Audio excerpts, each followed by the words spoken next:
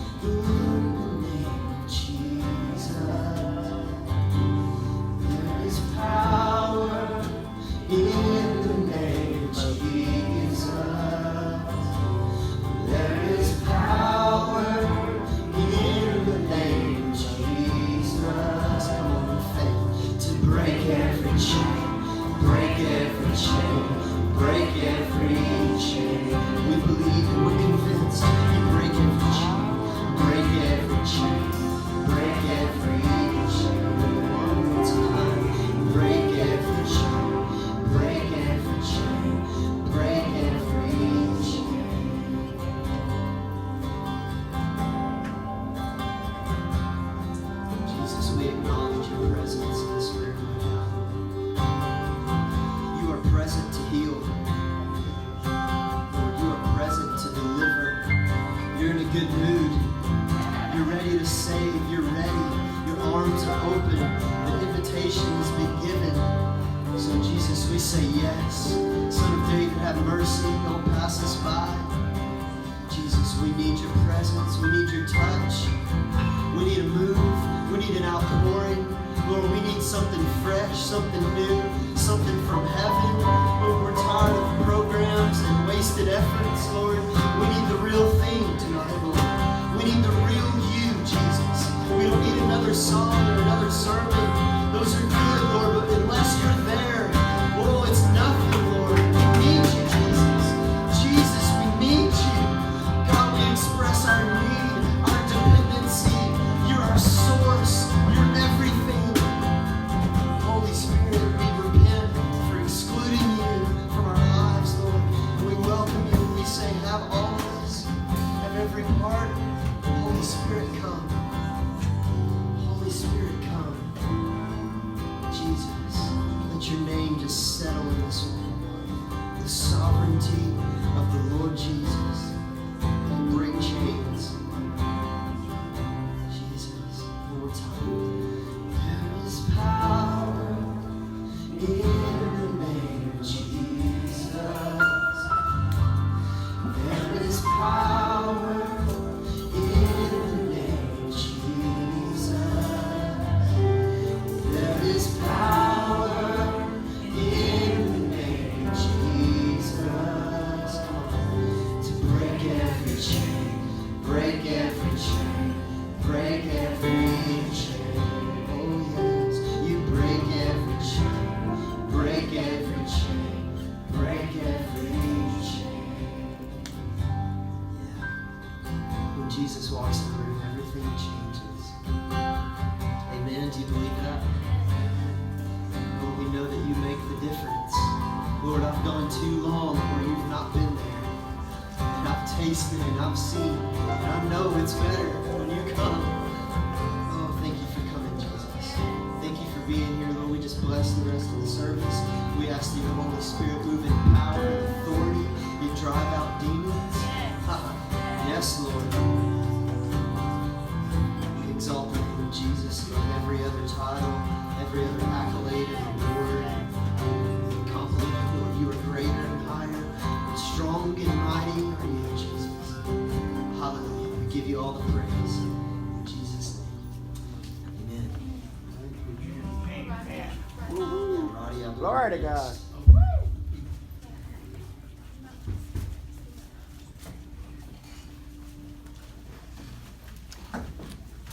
You guys are welcome to have a seat if you're standing.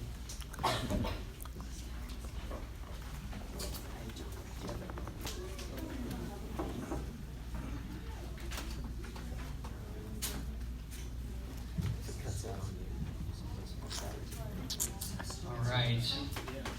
Well, for those of you who don't know me, my name is Ronnie McIver, and most of you I think I know, and it's so good to see all of your faces. I haven't gotten to shake everybody's hand yet, but I hope to before the night's over. And that's one of the things I love about SmAsH, the way that Destiney kind of rolls, is she's just really personable. And so, thank you. This is Sarah. Everybody say hi to Sarah. Hi, Sarah. She's a pretty awesome girl. Thank you. So, I guess I'm going to talk a little bit about something that all of us in here have to use from time to time, mostly daily, I'd say. And sometimes you take a deep breath when you hear this word, especially when you're at church. And it's called, ready for it? Money. Oh. Or some say mammon, right? But the truth is that Jesus talked about this stuff more than anything. But it's interesting to me, it's not because money is the most important thing.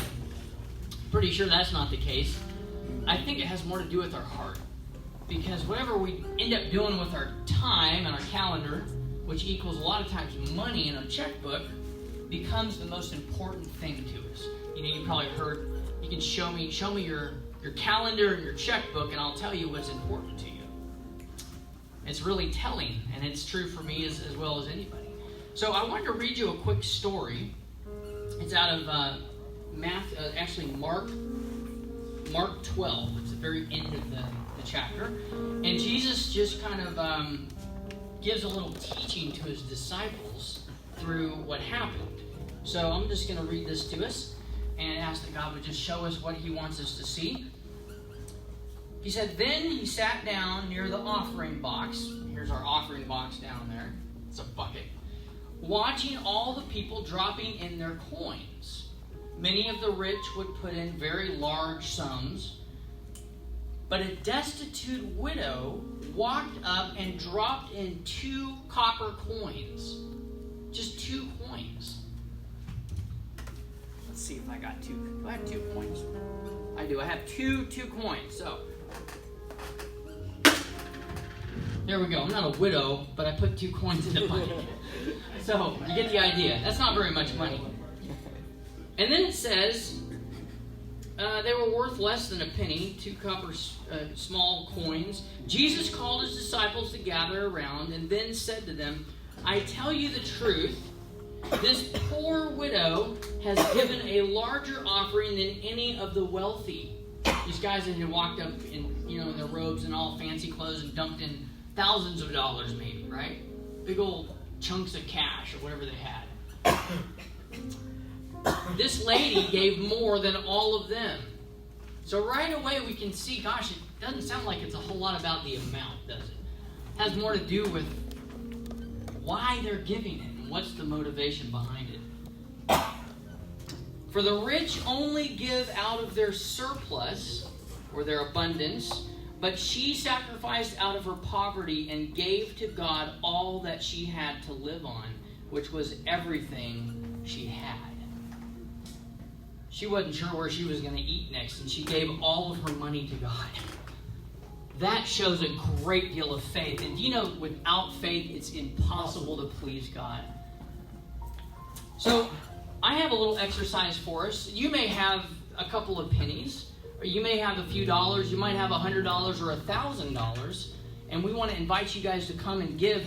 And I want you to think of this as the offering is a part of worship. You know, that worship isn't just a song that we sing or play, is it? It's the way that we live our life unto the Lord. And part of that is giving. And I personally can't think of too many other ministries that I support as much as SmAsH. And as I'm saying that, I'm convicted because I need to give more to SmAsH than I have. And that makes me happy, actually. And it should be something joyous. But if you don't have anything to give tonight, that's really okay. On your table, I put a pin or several pins and this little note. It's like a little card. And my challenge for you tonight, if you don't have something, money to give, that's okay. Take one of these and write down something that you would be willing to give to God this week. Maybe it's a couple of hours of community service or helping out a widow or doing something for a neighbor, right? It could be that simple. Make some cookies and go next door and say, "Hey, I'm your neighbor. I love you. Is there anything I can do for you? Have some cookies. I made these for you."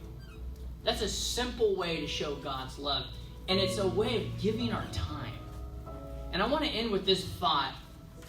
A lot of people get this one wrong. I did for a while. But I have a question for you. When we're talking about giving, is it more about the person that's giving? Or is the focus more on the person that's getting? You ever asked that question? I'm going to let you in on a little secret in case you're not sure what that is.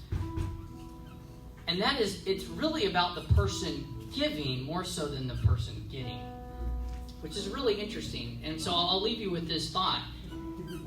In John chapter 3:16, most of you guys can probably you can probably quote John 3:16, right? And it says, "For God so loved the world that he" what? He gave. He gave his only begotten Son, right? Whosoever shall believeth upon him shall not perish, but have everlasting life. That's right. Amen. Thank you. So God, the focus is really on the Lord because he is the giver, right? And he gave his Son. So I want to give you this idea. When you come up and give, whatever it is, even if you write something on your little pad here that you would like to give God this week, you are being like the Lord when you give. Because if God so loved the world, you guys, us, right, that he gave. So when we do like He does, we're being like the Lord. So if you'll just take a minute and ask God, Lord, is there something you'd like me to give to SmAsH? And it goes straight to the kingdom. And maybe He wants you to give something else, maybe something of your time or do something for somebody. Write it down for the Lord to see and come and drop it in there. We'll pray over those things. Does that sound good, guys? Yeah. Okay. You're free to give. Yeah, you're free to come up and give. We're going to sing one more song and then get to the Word tonight. So just pray about it, you and Jesus, see what He would have you give, and whatever you want to.